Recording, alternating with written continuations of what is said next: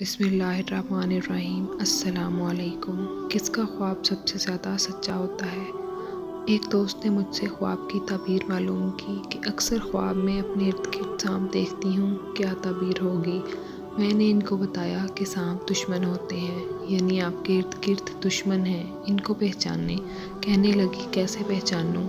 मैंने एक वजीफ़ा बताया कि ये पढ़कर सोया करें, इंशाल्लाह आश्कार हो जाएंगी। कुछ दिनों बाद इनकी तरफ से खबर मिली कि अब सांप नहीं, लोगों के चेहरे नज़र आते हैं, यानी जो इर्द गिर्द के दोस्त नमा दुश्मन सांपों की सूरत में नज़र आते थे, अब खुलकर नज़र आते हैं।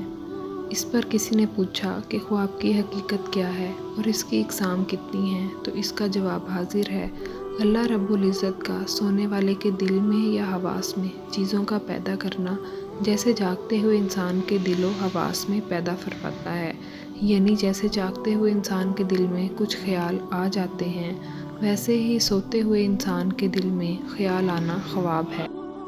ख्वाब की 3 किस्में हैं, जैसा हदीस पाक में आया है।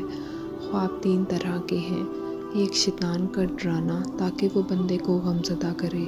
दूसरा वो जो इंसान बेदारी की हालत में इरादा करता है, यानी जिस चीज़ को ज़्यादा सोचता है वो ख्वाब बन जाता है। तीसरा ख्वाब वो जो नबूवत का 46वां हिस्सा है, ये अल्लाह रब्बुल इज़्ज़त की तरफ से होता है।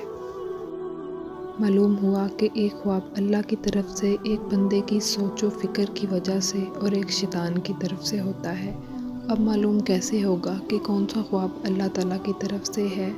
इस हदीस पाक में आता है, लोगों में सबसे ज़्यादा सच्चे ख्वाब वाला वो है जो सबसे ज़्यादा सच बोलने वाला है, लिहाजा सच बोलने